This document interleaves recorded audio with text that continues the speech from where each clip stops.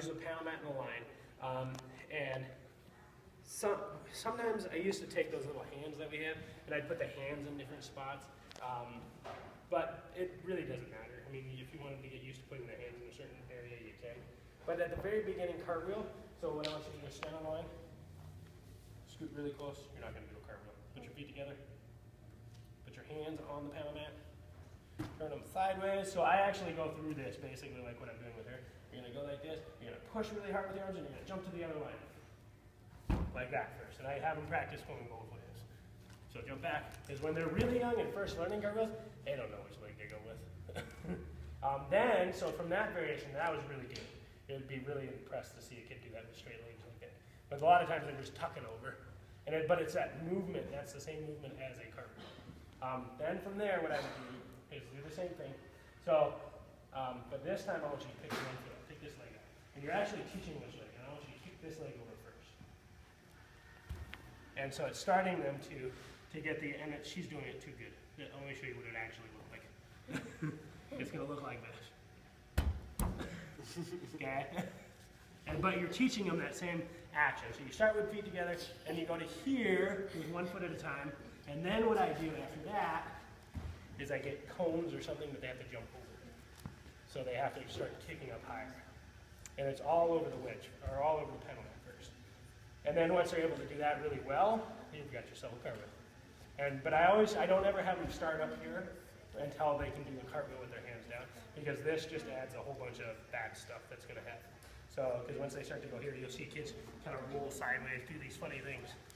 Or do this. This is my favorite. And so that gets rid of trying to figure out how to fix that kid's cartwheel by just having them put their hands down and kick back and forth. Yes? Do you have a good way to get kids, like a good visual to get them to put their hands, because I feel like the tendency would be to come up on their fingers? Yeah, what I would do, especially on cartwheels, is kind of like what I did with Libby, is where you'll all start like this. When you say put your hands on the panel mat, you're going to go like this. And then I would get down on their level and fix their hands. Okay. Like, move their hands here. Oh no, put your hand flat. And feel how you're pushing with your one hand so they're getting used to it. Okay. And then you're going to say, now leave your hands here, jump back and forth. Right. And it's actually, this jump back and forth thing is if you're coaching boys, this is the same setup as starting to do circles. Being able to jump back and forth.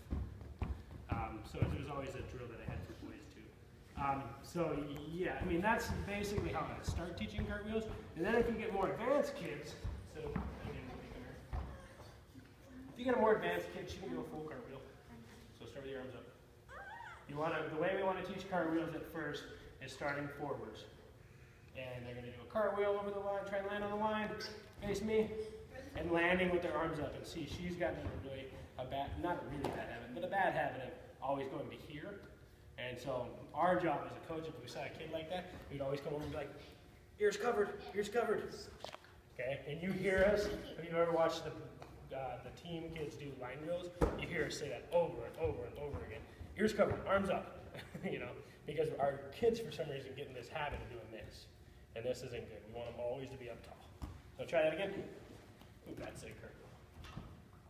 Good. And so it's just teaching them how to do that. That's really good. Then from there, so this is pretty good. You're level 2 kids, you're doing this. This is great.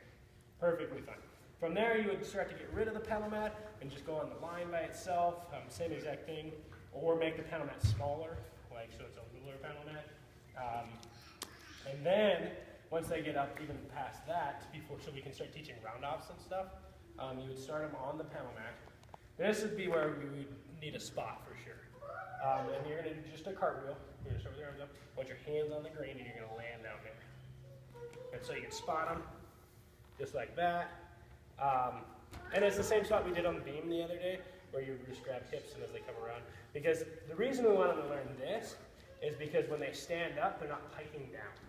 So they're not doing this to stand up. If you watch Libby, because it's all coming down, it's really easy just to stand up with your body straight. So, boom. And then this leads into the round off. So now you're going to do a cart off. You're going to do a cartwheel, and then you just want to land with your feet together. And you can spot this too. There we go. And we actually want them, when I was at the level when I was teaching this level where we're teaching cart offs and stuff, I always would say cart off and you have to take 3 steps backwards. Out of it. And 3 steps. So they're getting used to going backwards out of it. And that's a really important kind of progression for roundhouse. And then if you did this through all the way up to level 2, you're perfect. They don't need to do roundhouse, in my opinion, because roundhouse is the hardest skill in gymnastics. Do that again.